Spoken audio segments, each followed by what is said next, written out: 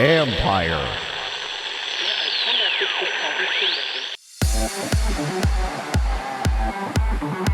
As the playoffs begin, we look into one of the most recent threats to the sport of football. There's only so many attachment points to the head that people would allow you to do where you're going to get reliable data. And the key to reliable data is basically you got to have something that moves with the skull. So that really restricts you to putting something on the teeth. That's Adam Bartsch, Chief Science Officer at Prevent Biometrics, where studying head impact and injury, it's had some unforeseen conclusions.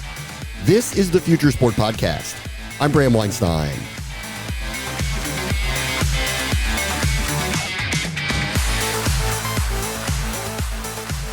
Before you hear the interview from Adam Bartsch, here's my disclaimer. I want to be very clear that this episode is in no way attempting to minimize head injury, accumulation of concussions, or any of the health issues that have been debated in recent years in and around contact sports. But Adam Bartsch and his group at Prevent Biometrics are studying the data. And what you'll find that he has to say is interesting and surprising.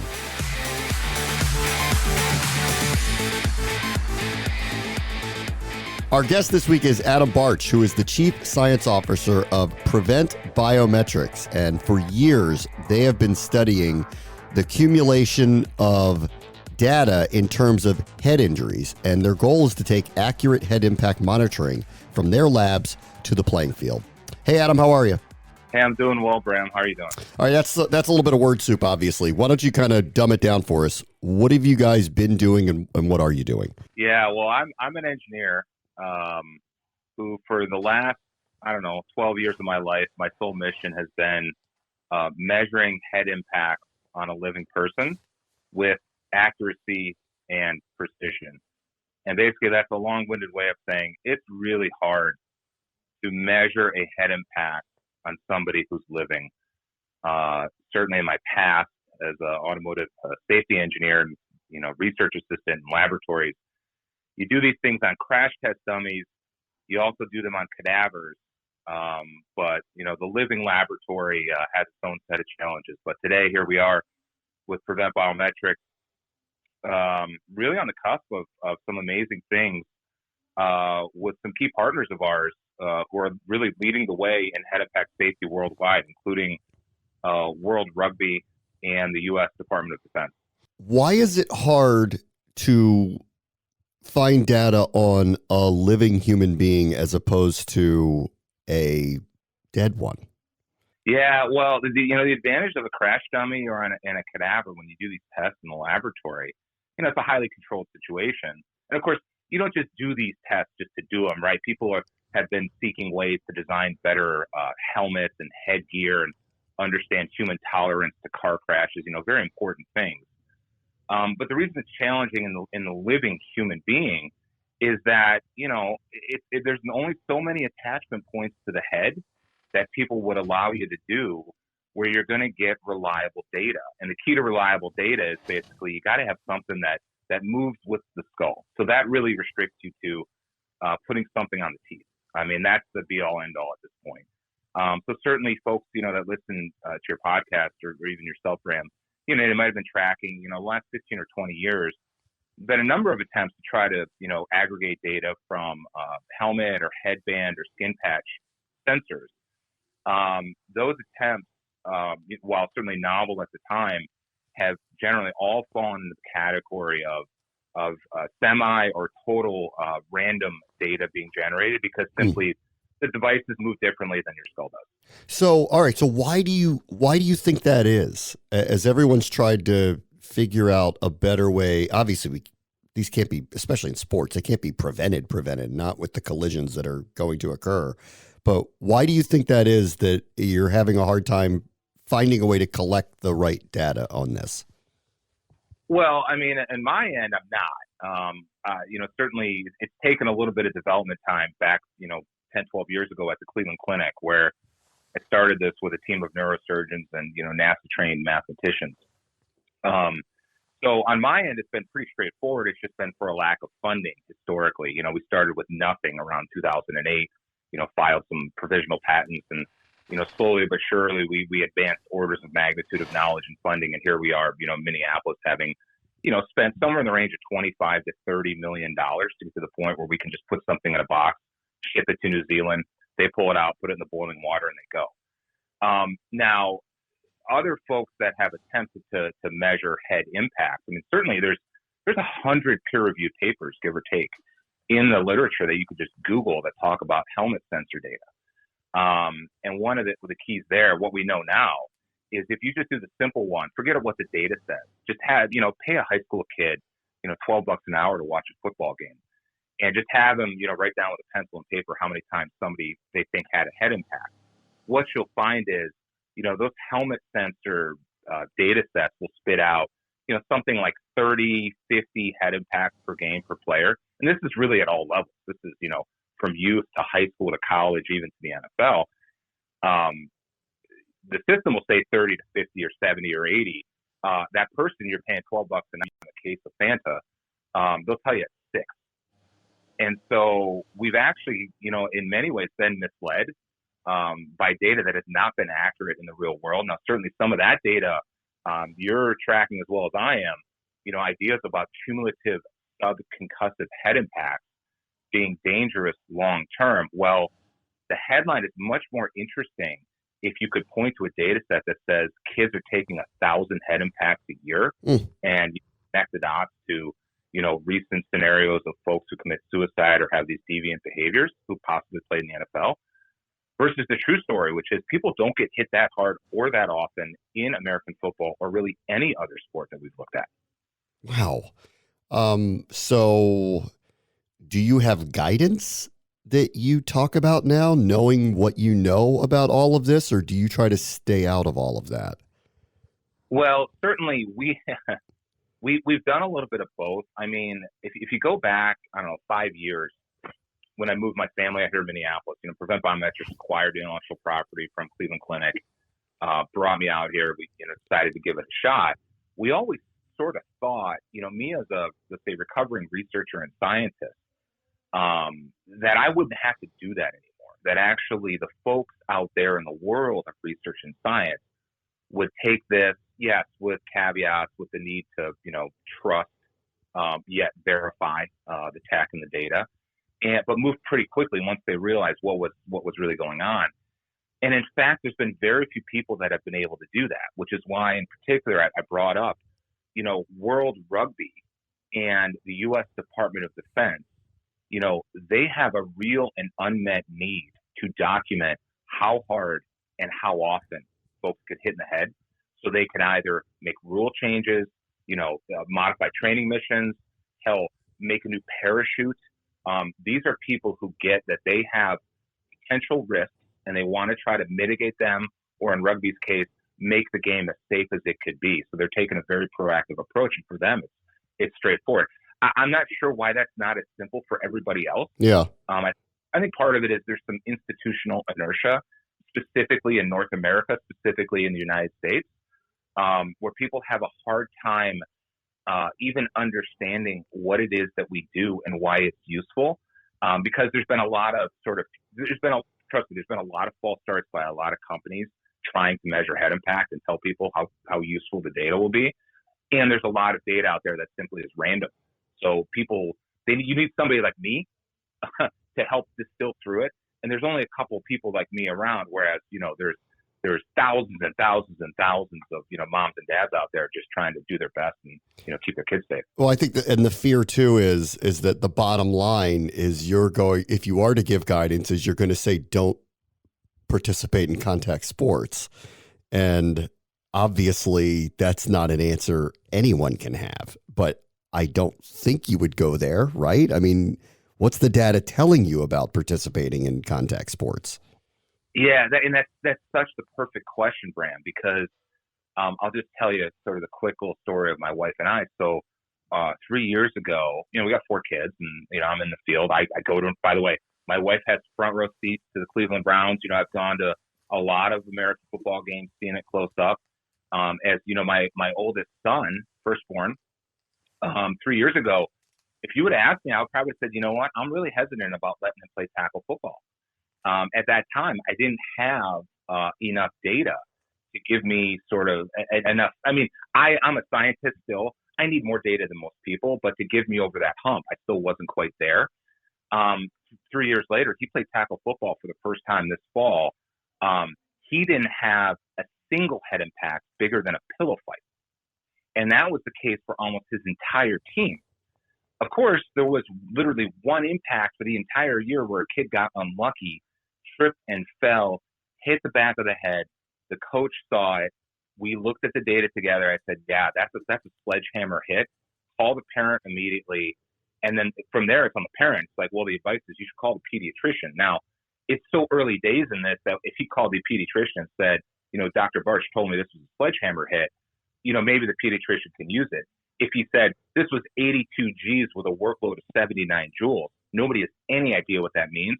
But I bet you, Bram, in about 5 years, people like you will, just like you understand heart rate and step counts.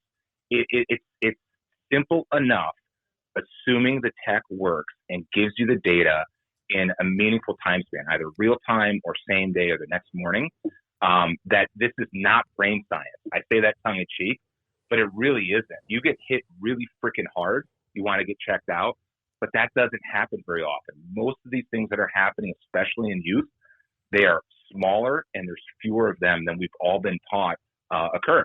And by the way, if you ask a coach or a player, they will tell you what I just said, which is way different than what's in most of the published literature. That is counter to the narrative right now. I think you know that. I mean, has the narrative been wrong, or have preventative measures come in that have helped mitigate, I guess, for lack of a better word, at least perceptually, a crisis in sports? Yeah, I think there's a number of factors at play. I mean, look, I don't have all the answers, and I wasn't in all those rooms with all the decisions being made about, the worthiness of data, publication of papers, rule changes based on data put in papers and committees and all those things.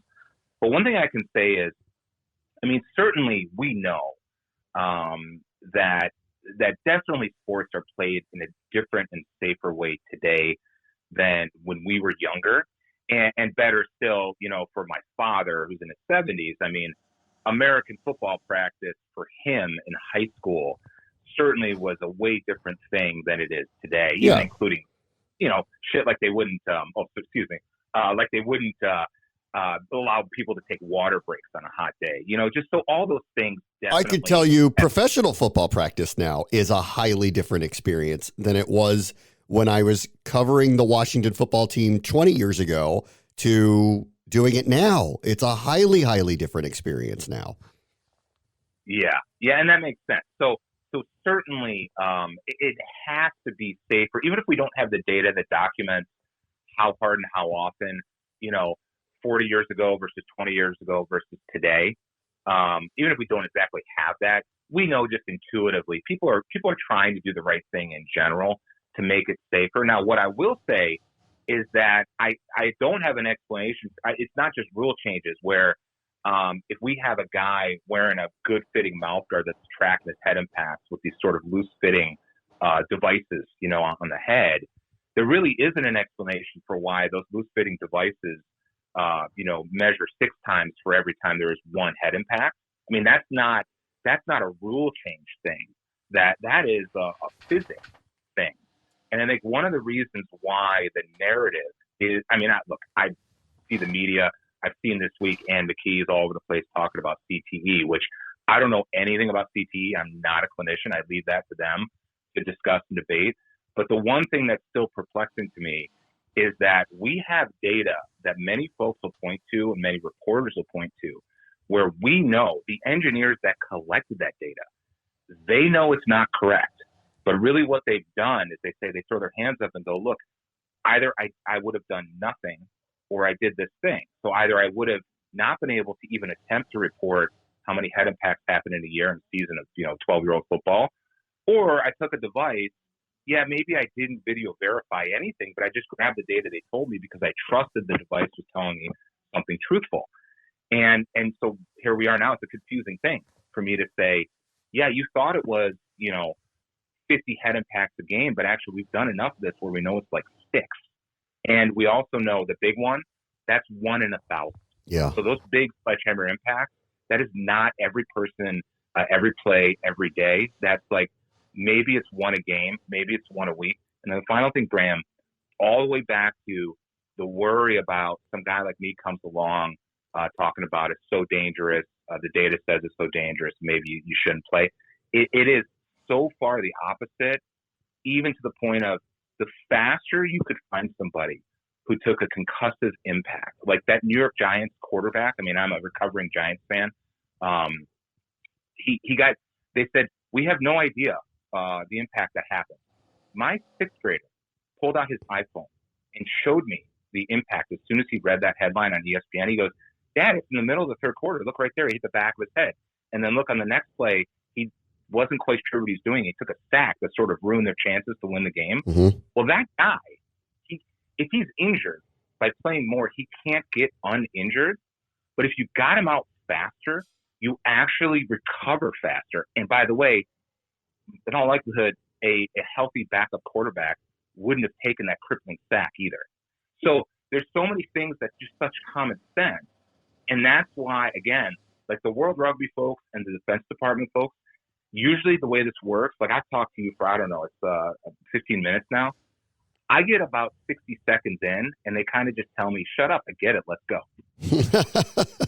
Are you telling me to shut up? I get it, let's go. No, I'm just telling you the commanding general, 82nd Airborne, they put 20 in the deck. And I got 7 seconds in. He says, I get it. Let's go. I will not be promoted to General Bram Weinstein anytime soon. Okay. Let's see.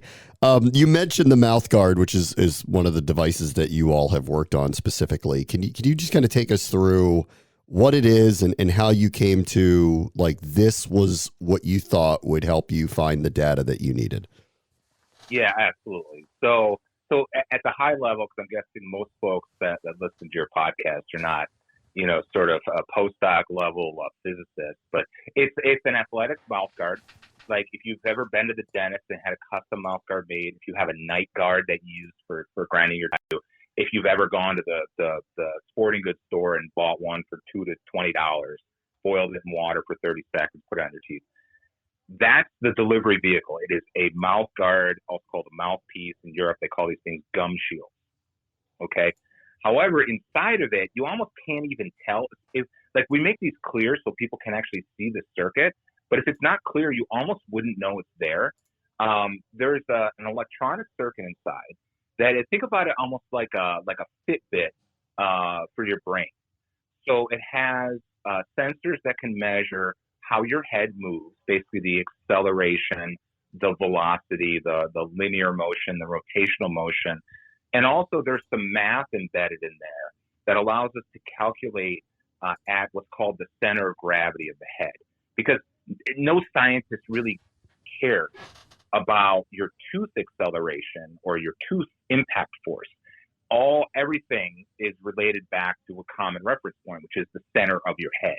Okay, so there's some mathematical gymnastics we go through to take data at one point, move it to a different point, and then spit it out in real time for what the impact forces and accelerations and rotations are, and we stick the arrow, pointing to where you got hit on the head and in what direction. Now, behind that, there's a whole bunch of other stuff going on. I mean, like things like we're sampling data at 3,200 times per second.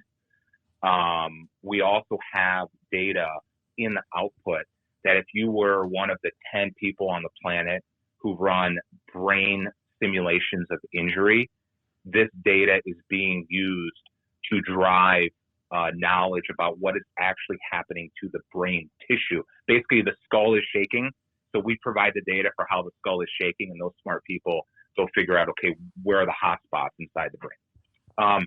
So in the end, it's a Fitbit for your brain, but there's so much more information that comes out of it that the normal person probably doesn't really care about, but is useful to super nerds like myself. It's really interesting, really enlightening as well. Adam Bartsch is the Chief Science Officer of Prevent Biometrics. Thanks so much for joining us. Oh, thank you for having me. It's great. On the next Future Sport podcast, social media and betting are an ecosystem the folks at Chalkboard are trying to build. Yeah, what we're trying to prove to the operators is hey, your players are socializing around the bets that they're placing on your platform, but they're probably playing on a handful of apps, right? They're probably on FanDuel, they're probably on DraftKings, they're probably on BetMGM. Chalkboard presents, a centralized place to have all of that data. That's Ted Mosé, CEO and co-founder of Chalkboard, a social sports betting app. They have plans to show that engagement, betting, and interacting can be married. That will do it for this episode. As always, the future is now. This is the Future Sport Podcast. I'm Bram Weinstein.